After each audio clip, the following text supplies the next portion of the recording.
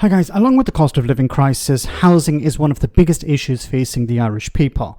With the news this week that another investment company bought up over 40% of new housing built in 2023, it means not just first-time buyers are competing with big corporations, but the dream of owning your own home is becoming more and more impossible for ordinary people.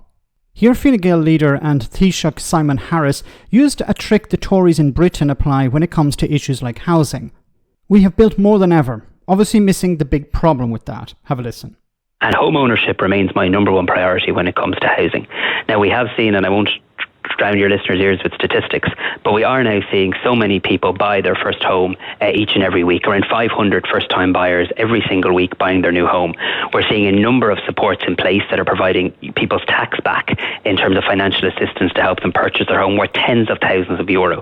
But I'm also clear on this. While I can point to the fact that mortgage drawdowns are up, house commencements are up, house completions are up, 2024 will be the year in which we saw the greatest number of homes begin construction and the greatest number of homes complete construction since the IMF were in town. I mean, that is some progress in fairness. Having said that, I am crystal clear that we need to lift the scale of ambition. And that's why I was the first to call out that we would need to get to at least 50,000 homes a year each year over the course of the second half of this decade. Now, the elephant in the room here is these corporations, these investment funds that are coming along and buying up all these properties. So at the beginning of the video, I mentioned over 40%. It's actually 43% of properties built in 2023 were bought up by these corporations. Now, what do? They either sell on the properties or they rent them out. Now, if they rent them out, they're denying somebody home ownership.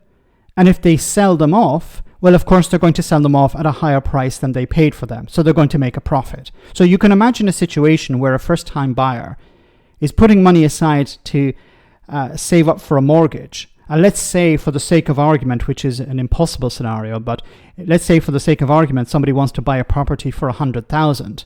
They've saved up the money for the mortgage, they get the mortgage, and then they go to purchase the property. But they're told it's actually been bought up by somebody else, a property company, but it's now available maybe in 6 months' time for 120,000 or maybe 150,000. That person now has to find that extra money, but nothing has changed.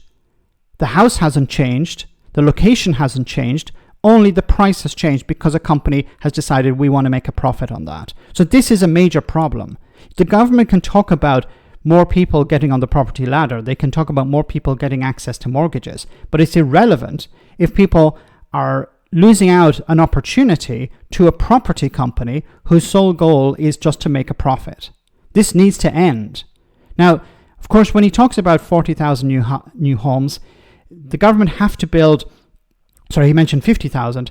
The government need to build at least 40,000 between now and 2030. The goal for 2030, according to a number of statistics, is 40,000 new properties every year. Now, once again, if these corporations are buying them up, it means there's less available for first-time buyers. And then how many of these properties are going to be social and affordable housing? This is also another problem that isn't being tackled.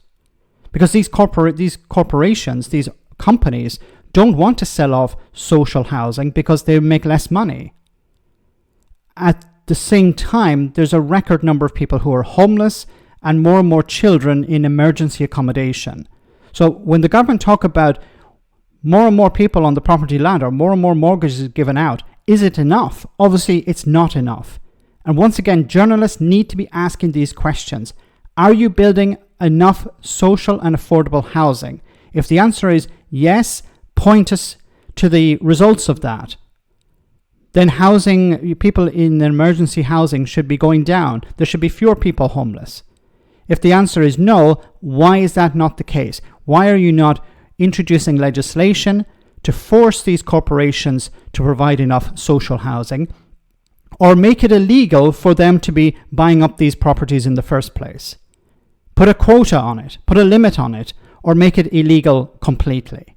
The government has the power to do this, but unfortunately, money talks, as we always know.